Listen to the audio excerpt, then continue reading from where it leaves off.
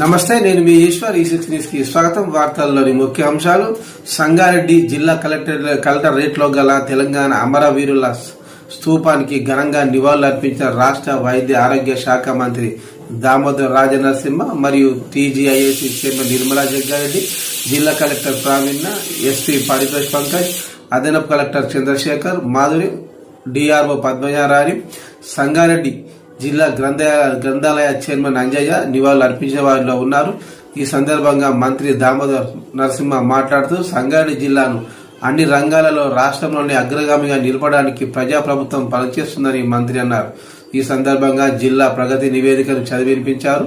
అలాగే జిల్లా ప్రజలకు తెలంగాణ విమోచన దినం శుభాకాంక్షలు తెలిపారు. ఎంతో మంది అమరుల త్యాగాల వల్ల 1948 సెప్టెంబర్ 17న తెలంగాణ రాష్ట్రం ఏర్పడిందని అన్నారు.